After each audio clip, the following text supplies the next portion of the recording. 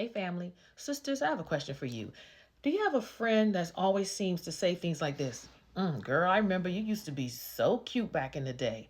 Or, girl, I remember you used to be so thin. Or, I remember your past.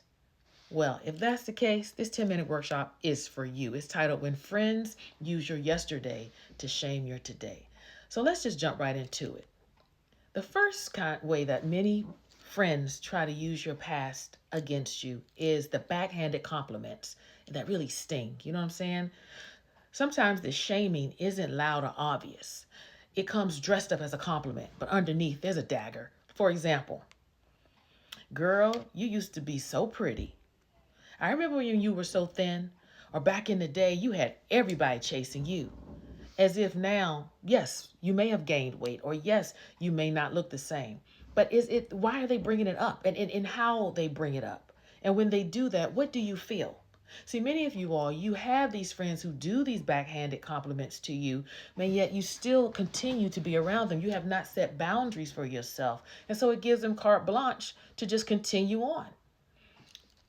And this is very harmful. Why? One, because it plants seeds of insecurity into you, as if your best days were behind you. Secondly, it pressures you to cling to old versions of yourself instead of embracing your evolution.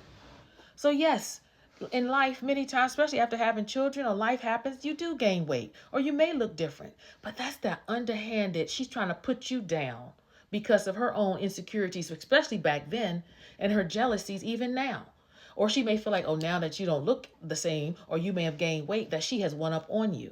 That's not a friendship, friends. That's not a friendship. That type of person is an enemy, to be honest with you, because if someone's not building you up, they're tearing you down. And building you up doesn't mean that I always have to co-sign, especially if you're in some bullshit. You know what I'm saying? But if you know that feeling, women, come on, God gave us a God-given discernment to sense. And when that woman, that friend of yours says something, you feel it. You feel it when it's right and you feel it when it's wrong. Also, it's harmful because it dismisses the beauty, the power, and wisdom that you carry today. Today.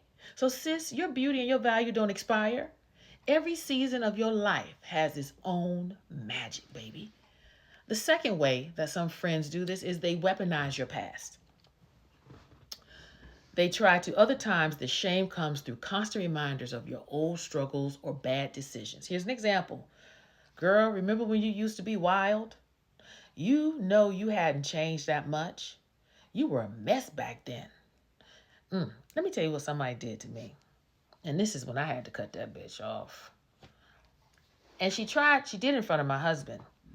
Little did she know, when I met my husband, he and I mean, I was an open book. I had nothing to shame to hide. And my husband, we lived lives before we met each other. Hell, he was a musician, so he had plenty of. And so I lived my life. And so she said in front of him one time, because she got angry with me, and she said, that's why, yeah, you used to suck all these blah, blah, men's, private parts back in the day. And I'm thinking, first of all, what is she talking about? Like, if whatever my intimate escapades were, what is that any of her business? But she did that in front of him. And then I'm like, you gonna try to bring up my past? Especially, you don't even know how I got down. And see, that's then when I was like, okay, this is an enemy. This is not a friend, ever. Why they do it?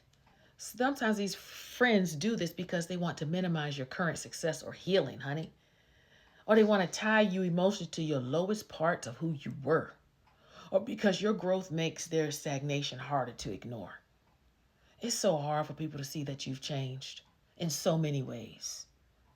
Because when you change, it makes them look at where they have not. I will never forget the first time I lost over 100 pounds, and I was no longer the fattest in the room. That makes bitches uncomfortable. You understand? And I saw that.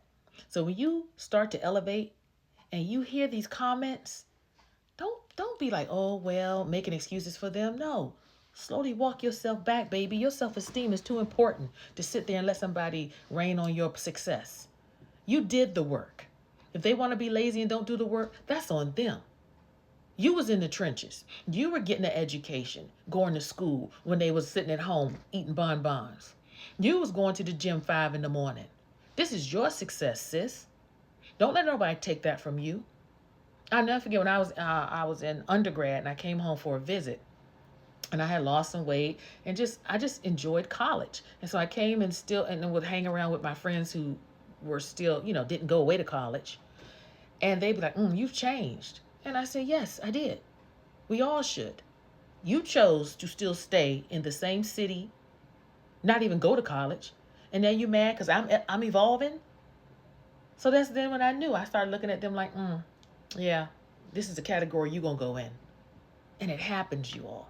And it doesn't just happen just with because of it can happen because you have gotten married or you started a family.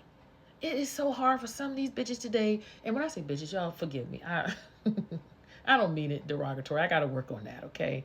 But I just try to be me, y'all, when I talk, because things from the heart touch the heart. So if I offend you, I'm sorry. All right? Charge it to my head, not my heart. Just get the lesson, all right? So this minimizes your current success. It ties you emotionally to your lowest parts. But see, their discomfort is not your responsibility. You keep growing, sis. You keep doing what you got to do.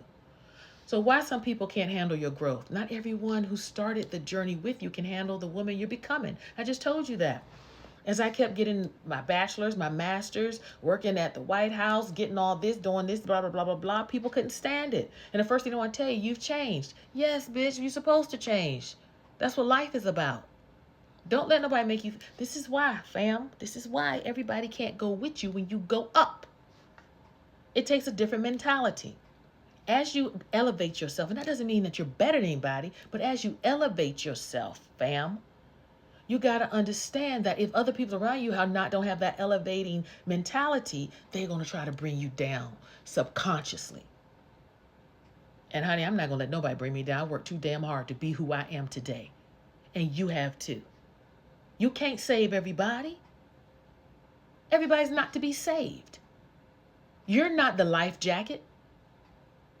Even the Bible talks about one plants, one waters, and God brings the increase. You ain't Jesus. Here are some warning signs, y'all. They make you feel guilty for setting boundaries. They downplay your achievements. They mock your growth as acting brand new. If you tell somebody good news that you've accomplished something, I do it all the time. And I don't brag on what I've accomplished. I don't brag about my books. I don't do none of that stuff, right? But if I mention to somebody, it was like, what you been up to? I said, I just finished a book. And then they gloss over what I said and start talking about something else. Okay, I see you, bitch. I see you. You didn't even have enough courtesy to say, well, what you wrote about. That means you don't care. Your jealousy showing. All right, next, how to protect your future from your past. You don't owe anyone an apology for growing, changing, aging, or healing.